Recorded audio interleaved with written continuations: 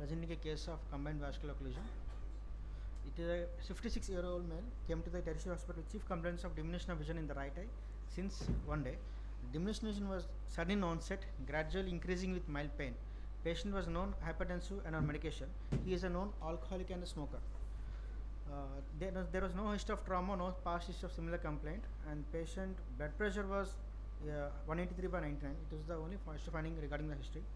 And the vision acuity in the presenting visual acuity, BCA was 6/24 on the right eye, left eye 6/6. Near vision was N36. Intraocular pressure was 16 millimeters mercury in the right eye. Anti-segment was apparently normal within normal limits. On fundus examination, the coverage ratio in the right eye was normal but mild disc hyperemia present. Multiple superficial hemorrhages are present with splinter hemorrhages below the disc and near in the infratemporal area. Whitening of the retina present between the disc and macula involving the fovea. In the autofluorescence, there are few spots of blocked fluorescence. On the fundus examination of the left eye, it was apparently normal. Clinical diagnosis made as both a refractive error with right eye, both artery and vein occlusion with macular edema. We sort of investigations of Schweppes Society, routine blood investigations, carotid Doppler and 2D echography.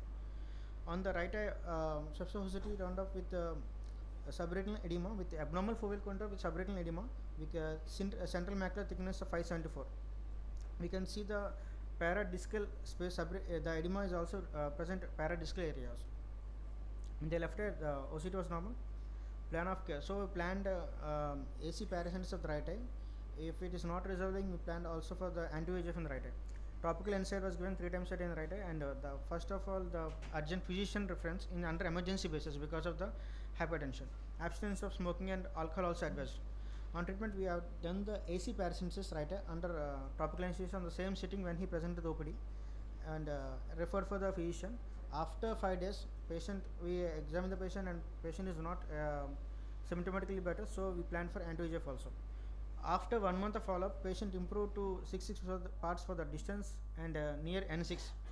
Fundus photograph shows few hemorrhages with complete resolution of whitening of retina, and Schweppes Society shows the resolution of macular edema. This is a post-intervention of clinical fundus puncture and fundus autofluorescence.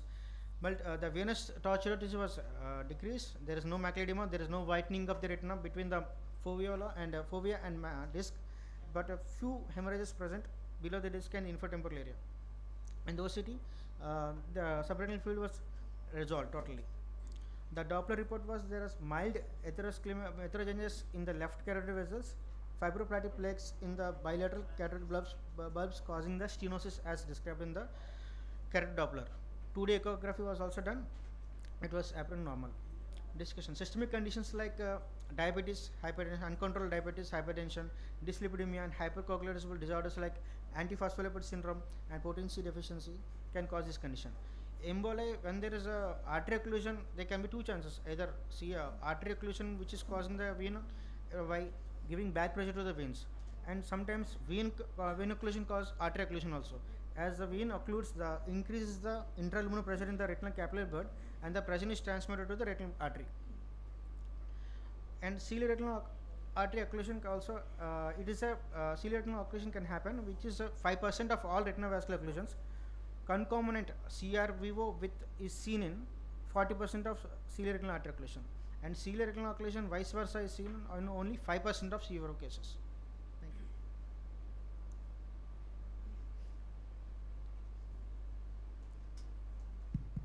Why not it is cilioretinal artery occlusion? It can be, but as we didn't do fundus fluorescence angiography because there is hypertension, so we cannot say that it can be also CRVO occlusion, and the chances of BRA were also present.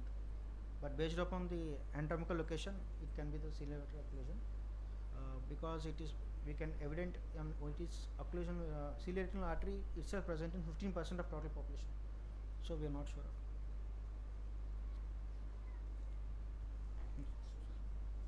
Welcome, sir. He's a very interesting case. I would ask you to show the photograph, fundus photograph. He is presenting a case of combined central retinal artery occlusion with vein. Rudvij, be ready with your presentation.